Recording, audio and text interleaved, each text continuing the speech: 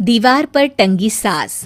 पंजाबी में कहावत है, सास चंगी होवे या ते दीवार ते टंगी होवे। संगीता की शादी भी एक ऐसे ही घर में होती है जहां उसकी सास दीवार पर टंगी होती है। ससुर और पति शादी के पहले दिन उसे सास के फोटो के सामने ले जाते हैं, जहां ससुर जी कहते हैं, बेटा संगीता, ये तुम्हारी सास थी, बहुत नेक और भली, लेकिन थोड़ी गुस्सैल थी।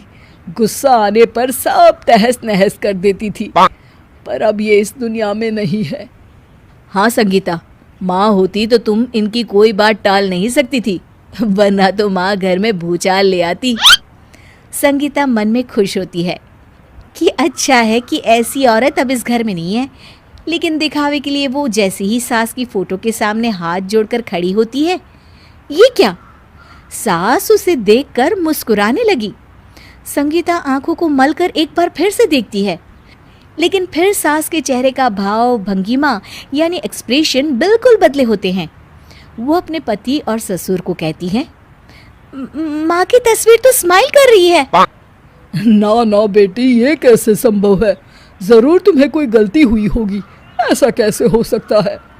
लगता है तुम शादी की सारी फॉर्मेलिटी करते करते थक गई हो, तुम्हें आराम की जरूरत है संगीता। खैर, सारे संगीता की बात को इग्नोर कर कमरे में चले जाते हैं। वैसे सास की फोटो पर एक्सप्रेशन एक के बाद एक बदलते ही रहते हैं। सुबह होती है, पति और ससुर को काम पर भेजकर संगीता कमरे की सफाई करने में लग जाती है कि तभी उसे आवाज आती है, टेबल ठीक से साफ करो। ऐसे भी कोई टेबल साफ करता है? इससे अच्छा तो ये गंदा ही था। किसी औरत की आवाज सुन संगीता दंग रह जाती है और सोचने लगती है कि आवाज कहाँ से आई। आवाज को नजरअंदाज कर वो फिर से अपना काम करना शुरू करती है, लेकिन इस बार तो आवाज बिल्कुल उसके कान के पास से आती है। मेरा घर है ये, जब तक मैं थी चमका कर रखती थी, हर एक चीज शीशे की तरह थी। तुम्हें तो ना सफाई आती है ना कुछ पता है। क्यों तुम्हें मेरे घर की जिम्मेदारी दे दी गई है? पता नहीं तुम में मेरे बेटे को क्या दिखाई दिया। मैं होती तो एक से बढ़कर एक लड़कियों की लाइन लगा देती। अब संगीता को समझने में देर नहीं लगी कि ये आवाज किसी और की नहीं बल्कि उसकी सास की है, जो दीवार पर टंगी है। वो उसके पास जाती है और कहती है, नमस्ते सासू माँ, मुझे तो कल ही लग रहा था कि दीवार में कुछ काला है। वो दीवार नहीं, दाल होती है पगली। सही पकड़े हैं सासू माँ। तो क्या हो गया आपको जो आप यहाँ भी चैन से नहीं बैठी हैं? सुना मैंने आपका व्यवहार काफी गुस्से वाला था।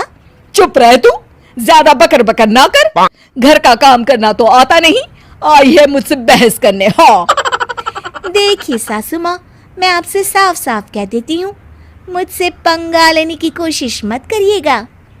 तभी पीछे से संगीता का पति आता है। अरे संगीता, किससे बात कर रही हो? कौन है वहाँ? संगीता की सास की फोटो फिर से पहले जैसी हो जाती है।